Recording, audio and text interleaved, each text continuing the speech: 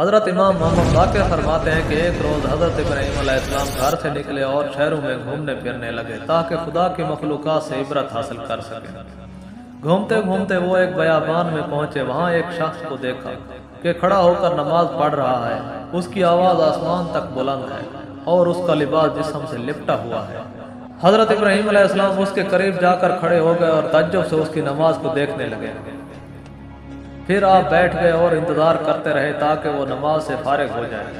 جب بہت زیادہ دیر ہوئی تو اس کو اپنے ہاتھ سے حرکت دی اور کہا، میں تجھ سے ایک حاجت رکھتا ہوں، اپنی نماز کو مختصر کرو۔ اس شخص نے نماز ختم کی اور ابراہیم علیہ السلام سے مخاطب ہوا۔ حضرت ابراہیم علیہ السلام نے پوچھا، تو کس کی نماز پڑھتا ہے؟ اس شخص نے کہا، ابراہیم علیہ السلام کے خدا کی۔ پوچھا، ابراہیم علیہ السلام کا خدا کون ہے؟ اس شخص نے کہا، وہ جس نے تجھ کو اور مجھ کو خلق کیا ہے۔ حضرت ابراہیم علیہ السلام نے کہا، تمہارا طریقہ مجھے پسند آیا، میں چاہتا ہوں کہ تم کو خدا کی خوشنودی کے لیے بھائی بنا لو۔ بتاؤ تمہارا گھر کہاں ہے تاکہ جب کبھی چاہوں تم سے ملاقات کر سکوں۔ اس نے کہا، تم وہاں نہیں پہنچ سکتے، اس لیے کہ درمیان میں ایک دریا حائل ہے جس کو عبور کرنا مشکل ہے۔ تو حضرت ابراہیم علیہ السلام نے کہا، تم کس طرح دریا کو عبور کرتے ہو؟ اس نے کہا، میں دریا پر چلتا ہوں، یعنی پانی پر چلتا ہوں۔ حضرت ابراہیم علیہ السلام نے کہا، جس نے تمہارے لیے پانی کو مسخر کیا ہے شاید میرے لیے بھی کر دے۔ اٹھو ہم دونوں چلیں اور آج رات تمہارے گھر پر ہی گزاریں۔ غرض وہ دونوں چلے۔ جب پانی کے قریب پہنچے اس شخص نے بسم اللہ کہا اور پانی پر سفر کرنا شروع کیا۔ تو حضرت ابراہیم علیہ السلام نے بھی بسم اللہ کہا اور پانی پر چلنے لگے۔ یہ دیکھ کر اس شخص کو بہت تعجب ہوا۔ جب اس کے جائے مکان پر پہنچے حضرت ابراہیم علیہ السلام نے پوچھا، تمہارا ذریعہ معاش کیا ہے؟ اس شخص نے کہا، میرے پاس کافی سارے درخت ہیں اور ان درختوں کا میوہ میرے لیے ذریعہ معاش ہے۔ حضرت ابراہیم علیہ السلام نے پوچھا، تمام دنوں میں سخت ترین دن کون سا ہے؟ اس شخص نے کہا، جس روز خدا تمام خلائق کے اعمال کا بدلہ ان کو دے گا۔ حضرت ابراہیم علیہ السلام نے کہا، اچھا آؤ دعا کریں تاکہ خدا ہم کو اس روز کے شر سے محفوظ رکھے۔ اور دوسری روایات میں موجود ہے کہ حضرت ابراہیم علیہ السلام نے کہا، یا تو تم دعا کرو اور میں آمین کہوں، یا میں دعا کرتا ہوں اور تم آمین کہو۔ اس شخص نے کہا، کس واسطے دعا کریں؟ حضرت ابراہیم علیہ السلام نے کہا، مومن گناہ گاروں کے لیے۔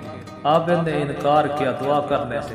پوچھا، ابراہیم نے پوچھا تو اس عابد نے کہا کہ اس لیے کہ 3 سال سے دعا کر رہا، اب تک مستجاب نہیں ہوئی۔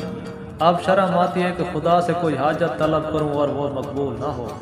حضرت ابراہیم علیہ السلام نے کہا، خدا جب بندے کو دوست رکھتا ہے تو اس کی دعا کو محفوظ کر لیتا ہے تاکہ اس سے وہ بندہ مناجات کرتا رہے، سوالات کرتا رہے اور مانگتا رہے، اور جب کسی بندے کو دشمن رکھتا ہے تو اس کی دعا کو جلد مستجاب کر لیتا ہے یا اس کے دل میں مایوسی ڈال دیتا ہے تاکہ وہ دعا نہ کر سکے۔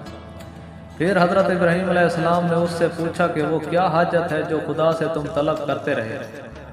تو عابد نے کہا، ایک روز میں اپنی نماز کی جگہ پر کام میں مشغول تھا کہ اچانک ایک نہایت حسین لڑکا ادھر سے گزرا جس کی پیشانی سے نور چمک رہا تھا اور اس کے بال پشت پر لٹکے ہوئے تھے۔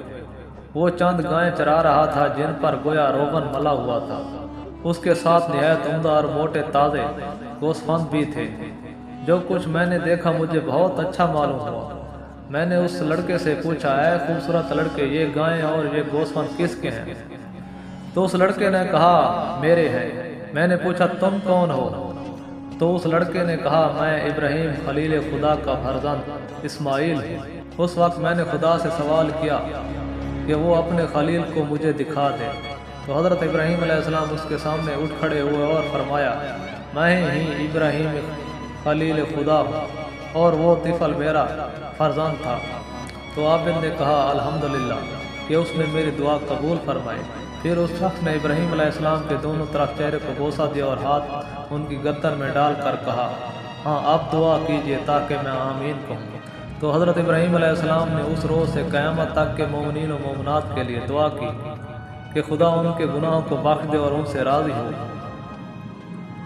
اور عابد نے آپ کی دعا پر آمین کہی۔